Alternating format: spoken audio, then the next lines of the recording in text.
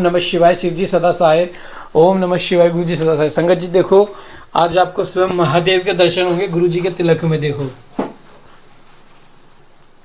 महादेव के प्योर दर्शन हो रहे हैं संगत जी। प्योर में आपको आकृति दिखा देता हूँ। देखो संगत जी, ये देखो यहाँ से फेस, और ये देखो ये यहाँ पे त्रिशूल संगत जी, ये चंद्रमा। देखो प्योर दर्शन हो रहे हैं गुरु जी के, महाराज के, महादेव के तिलक में। संगत जी देखो, इतने प्यारे दर्शन होना, वो भी दीपावली के दिन, यानी कि समझो ये पाठ कितना ब्लेस है। संगत जी आज दिवाली वाले दिन इस पाठ को आप चला के छोड़ देना। लक्ष्मी पूजा से पहले आप 2 बार 3 बार 4 बार जितनी बार हो सके ना इस पाठ को चलाने देना, क्योंकि इस पाठ में स्वयं महादेव दर्शन दे रहे हैं। देखो संगत जी, बिल्कुल अलग ही आपको देखो दर्शन हो रहे होंगे। देखो ध्यान से देखना संगत जी, अलग ही आपको महादेव के दर्शन हो रहे होंगे, बिल्कुल अलग ही संगत जी है। हाँ, संगत जी देखो तिलक के भी महादेव के, देखो संगत जी गुरु जी के मतलब हेड पे देखो कैसे तिलक बन रहा है संगत जी। तो संगत जी इतना प्यारा पाठ ब्लेस है, इससे आगे आज मैं कुछ नहीं कहूंगा। इसको जितना हो सके उतना आज सुन लेना। रात से पहले 10 बजे 12 बजे से पहले जितनी 5 बार 6 बार 7 बार जितनी बार हो सके उतनी बार सुन लेना। बहुत ज्यादा ब्लेसिंग्स मिलने वाली है। जय गुरु जी, शुक्राना गुरु जी। ओम नमः शिवाय। शिव जी सदा सहाय। ओम नमः शिवाय। गुरु जी सदा सहाय। जय गुरु जी। जय गुरु जी। यमलोक के मार्ग में सुविधा प्रदान करने वाले विविध दानों का वर्णन। व्यास जी बोले, प्रभु पापी मनुष्य बड़े दुख से यमलोक के मार्ग में जाते हैं। अब आप मुझे उन धर्मों का परिचय दीजिए जिनसे जीव सुख पूर्वक यम मार्ग पर यात्रा करते हैं। संत कुमार जी ने कहा कि मुझे अपना किया हुआ शुभ शुभ अशुभ कर्म बिना विचार विवश होकर भोगना पड़ता है। अब मैं उन धर्मों का वर्णन करता हूँ जो सुख देने वाले हैं। उस लोक में जो श्रेष्ठ कर्म करने वाले कोमलचित और दयालु पुरुष हैं, वे भयंकर यम मार्ग पर सुख से यात्रा करते हैं। और जो श्रेष्ठ ब्राह्मणों को जूता और खड़ाऊ दान करता है, वह मनुष्य विशाल घोड़े पर सवार हो बड़े मुख से यमलोक को जाता है। छत्र दान करने से मनुष्य उस मार्ग पर उसी तरह छाता लगाकर चलते हैं जैसे यहाँ छाते वाले लोग चलते हैं। शिविका का दान करने से मनुष्य रथ के द्वारा सुख से यात्रा करते हैं। सैया और आसन का दान करने से दाता यमलोक के मार्ग में विश्राम करते हुए सुखपूर्वक जाता है। जो बगीचे लगाते हैं, छायादार वृक्ष का आरोपण करते हैं अथवा सड़क के किनारे वृक्षारोपण करते हैं, वे धूप में भी बिना कष्ट उठाए यमलोक को जाते हैं। जो मनुष्य फुलवाड़ी लगाते हैं, वे पुष्पक विमान से यात्रा करते हैं। देव मंदिर बनाने वाले उस मार्ग पर घर के भीतर क्रीड़ा करते हैं। जो यतियों के आश्रम का निर्माण कराते हैं और अनाथों के लिए घर बनवाते हैं, वे भी घर के भीतर क्रीड़ा करते हैं। जो देवता, अग्नि, गुरु, ब्राह्मण, माता और पिता की पूजा करते हैं, वे मनुष्य स्वयं ही पूजित हो अपनी इच्छा के अनुकूल मार्ग द्वारा सुख से यात्रा करते हैं। दीप दान करने वाले मनुष्य संपूर्ण दिशाओं को प्रकाशित करते हुए जाते हैं। गृह दान करने से दाता रोग शोक से रहित हो सुखपूर्वक यात्रा करते हैं। गुरुजनों की सेवा करने वाले मानव विश्राम करते हुए जाते हैं। बाजा देने वाले उसी तरह सुख से यात्रा करते हैं मानो अपने घर जा रहे हों। गोदान करने वाले लोग संपूर्ण मनोवांछित वस्तुओं से भरे पूरे मार्ग द्वारा जाते हैं। मनुष्य उस मार्ग पर इस लोक में दिए हुए अन्नपान को ही पाता है। जो किसी को पैर धोने के लिए जल देता है, वह ऐसे मार्ग से जाता है जहाँ जल की सुविधा हो। जो आदरणीय पुरुषों के पैरों में उपटन लगाता है, वह घोड़े की पीठ पर बैठकर यात्रा करता है। व्यास जी जो पाद अर्घभंग रंगराज दीपक अन्न और घर दान करता है, उसके पास यमराज कभी नहीं जाते। सुवर्ण और रत्न का दान करने से मनुष्य दुर्गम कष्टों और स्थानों को लांघता हुआ जाता है। चांदी गाड़ी ढोने वाले बैल और फूलों की माला दान करने से दाता सुखपूर्वक यमलोक में जाता है। इस तरह के दानों से मनुष्य सुखपूर्वक यमलोक की यात्रा करते हैं और स्वर्ग में सदा भांति भांति के भोग पाते हैं। सब दानों में अन्न दान को ही उत्तम बताया गया है, क्योंकि यह तत्काल तृप्ति प्रदान करने वाला, मन को प्रिय लगने वाला तथा बल और बुद्धि को बढ़ाने वाला है। मुनि श्रेष्ठ अन्नदान के समान दूसरा कोई दान नहीं है, क्योंकि अन्न से ही प्राणी उत्पन्न होते हैं और अन्न के अभाव में मर जाते हैं। अतएव अन्नदान से महान पुण्य बताया गया है, क्योंकि अन्न के बिना भूख की आग से तृप्त हुए समस्त प्राणी मर जाते हैं। अतः अन्न की ही सब लोग प्रशंसा करते हैं, क्योंकि अन्न में ही सब कुछ प्रतिष्ठित है। अन्न के समान दान न तो हुआ हो न होगा। मुनि, यह संपूर्ण जगत अन्न से ही धारण किया जाता है। लोक में अन्न को बलकारक बताया गया है, क्योंकि अन्न में ही प्राण प्रतिष्ठित है। प्राप्त हुए अन्न की कभी निंदा न करे, न किसी तरह उसे फेंके। ही कुत्ते और चांडाल के लिए भी किया हुआ अन्नदान कभी नष्ट नहीं होता। जो मनुष्य थके मांदे और अपरिचित पति को अन्न देता है और जो समय देते समय कष्ट का अनुभव नहीं करता, वह समृद्धि का भागी होता है। महामुनि, जो देवताओं, पितरों, ब्राह्मणों और अतिथियों को अन्न से तृप्त करता है, उसे महान पुण्य फल की प्राप्ति होती है।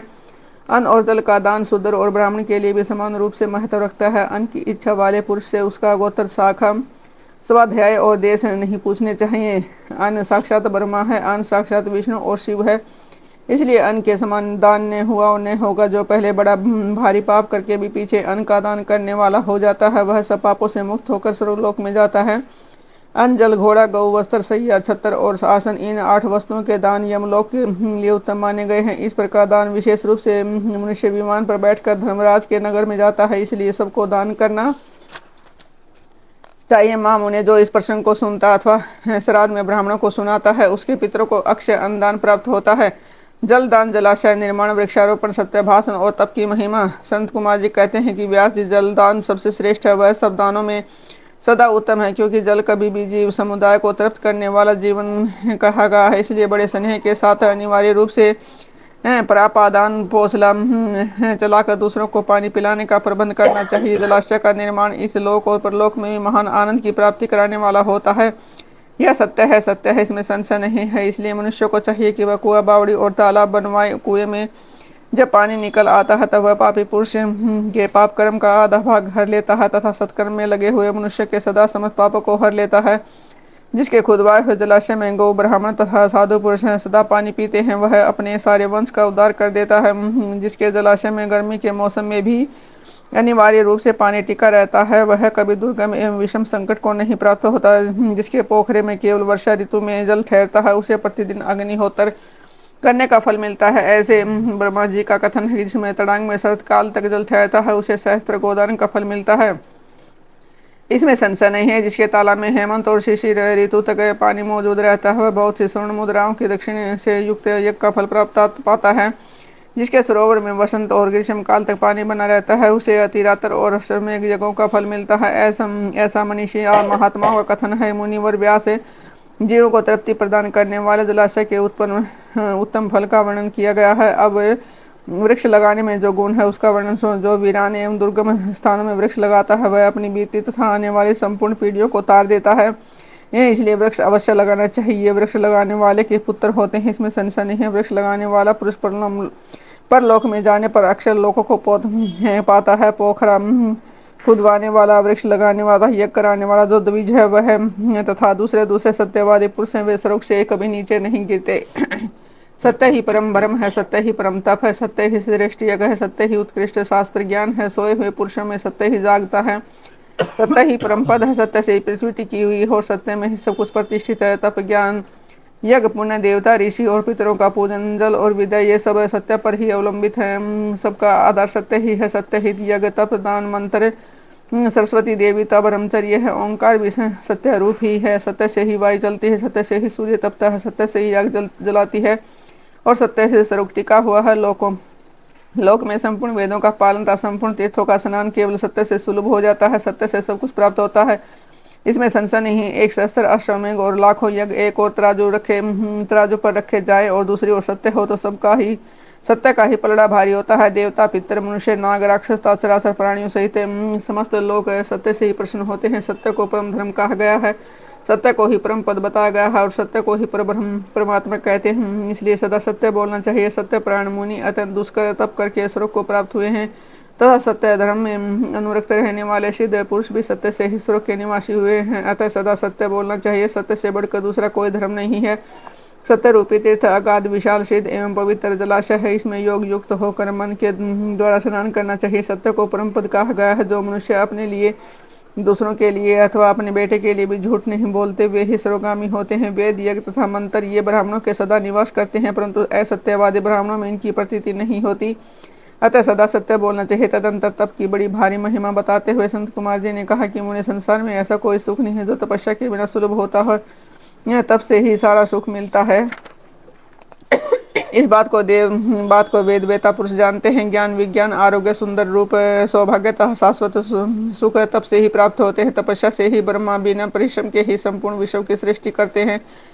तपस्या से ही विष्णु इसका पालन करते हैं। तपस्या के बल से ही रुद्रदेव संहार करते हैं तथा तप के प्रभाव से ही शेष अशेष भूमंडल को धारण करते हैं।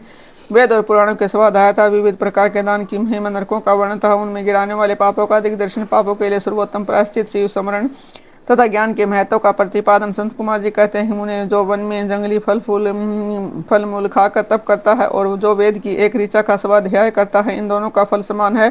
श्रेष्ठ वेद अध्ययन से जिस पुण्य को पाता है उसे दूना फल वह उस वेद को पढ़ाने से पाता है। जैसे चंद्रमा और सूर्य के बिना जगत में अंधकार छा जाता है, उसी प्रकार पुराण के बिना ज्ञान का आलोक नहीं रह जाता, अज्ञान का अंधकार छाया रहता है। इसलिए सदा पुराण का अध्ययन करना चाहिए।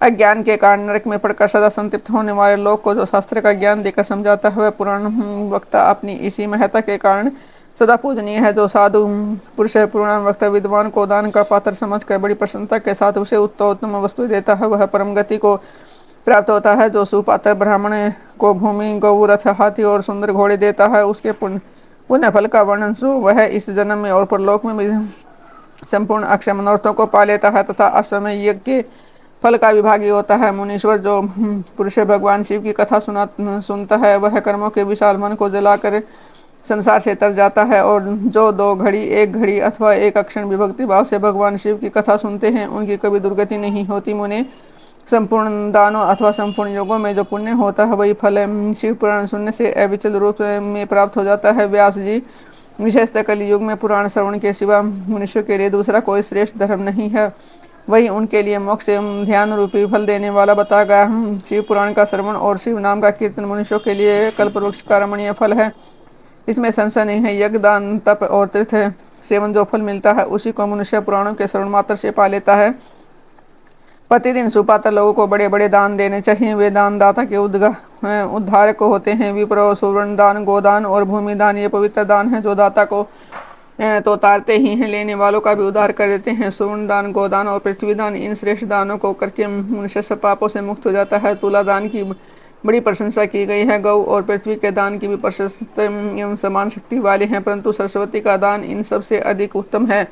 नित्य दूही जाने वाली गाय, छाता, वस्त्र, जूता, अन्न और जल ये सब वस्तुएं याचकों को देनी चाहिए। ब्राह्मणों को तथा अपीड़ित याचकों को जो संकल्प पूर्वक धन आदि वस्तुओं का दान दिया जाता है उसे दाता मनुष्य भी होता है। लोक में जो अत्यंत अभीष्ट और प्रिय है वह यदि घर में हो तो उसे अक्षय बनाने की इच्छा रखने वाले पुरुष को, गुणवान पुरुष को दान करना चाहिए। तुला पुरुष का दान इन दानों में सबसे उत्तम है। जो अपने लिए कल्याण चाहे जो उसे तराजू पर बैठना और अपने शरीर से तोली गई वस्तु का दान करना चाहिए।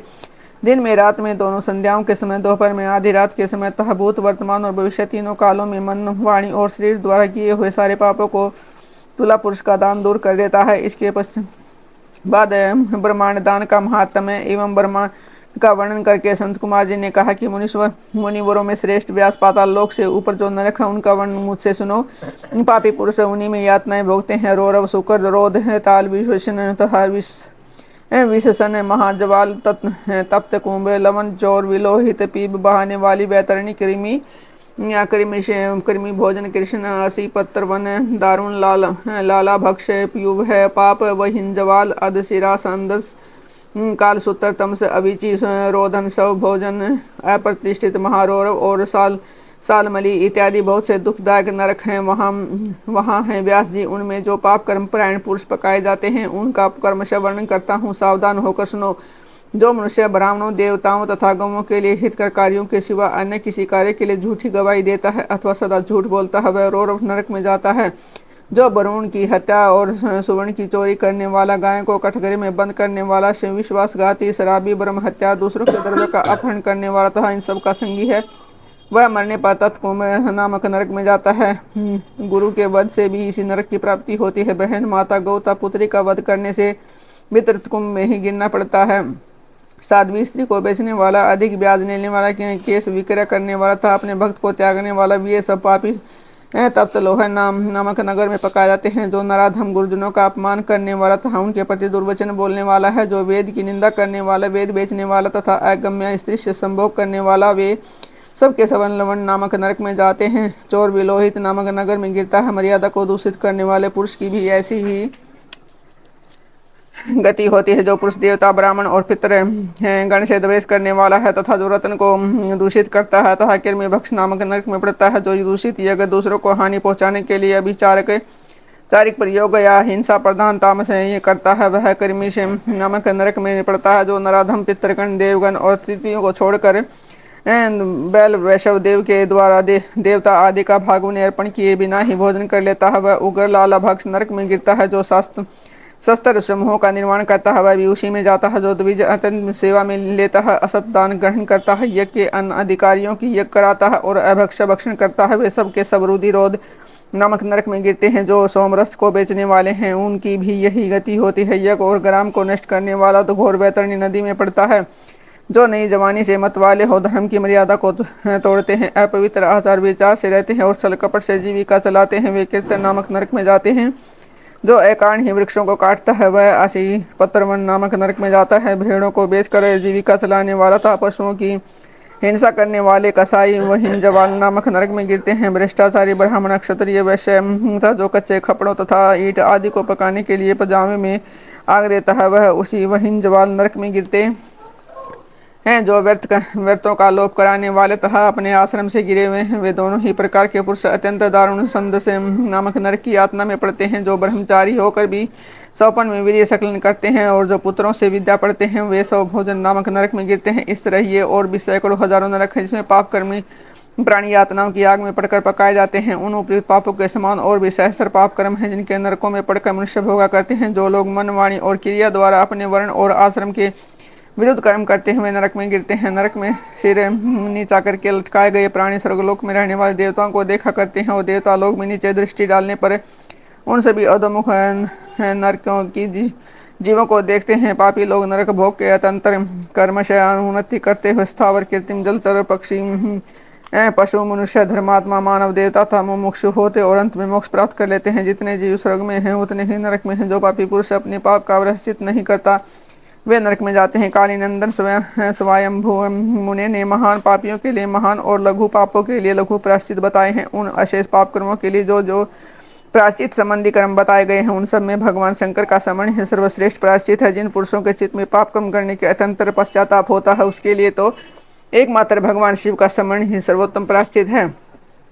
प्रातःकाल, सायंकाल, रात में, मध्याह्न आदि काल में भगवान शिव का स्मरण करने से पाप रहित हुआ मनुष्य महेश्वर धाम को प्राप्त कर लेता है। भगवान शिव के स्मरण से प्राप्त समस्त पापों और क्लेशों का अक्षय हो जाने से मनुष्य स्वर्ग तथा अत्यंत मोक्ष को प्राप्त कर लेता है। जिसका चित्त जब होम और पूजा आदि करते समय निरंतर भगवान महेश्वर में लगा रहता है, उसके लिए इंद्र आदि पद की प्राप्ति रूप फल तो अंतराय ही है। मुने जो पुरुष भक्ति भाव से दिन रात भगवान शिव का स्मरण करता है, उसके सारे पातक नष्ट हो जाते हैं, इसलिए वह कभी नरक में नहीं पड़ता। नरक और स्वर्ग ये पाप और पुण्य के दूसरे के नाम हैं। इनमें से एक तो दुख देने वाला है, दूसरा सुख देने वाला। जब एक ही वस्तु कभी प्रीति प्रदान करने वाली होती है, कभी दुख देने वाली बन जाती है, तो यह निश्चय होता है कि कोई भी पदार्थ न तो दुखमय हो न ही सुखमय है। वे सुख दुख तो मन के ही विकार हैं। ज्ञान ही पर ब्रह्म है, ज्ञान ही तात्विक बोध का कारण है। यह सारा चराचर विश्व ज्ञान में ही इस परम विज्ञान से भिन्न दूसरी कोई वस्तु नहीं है।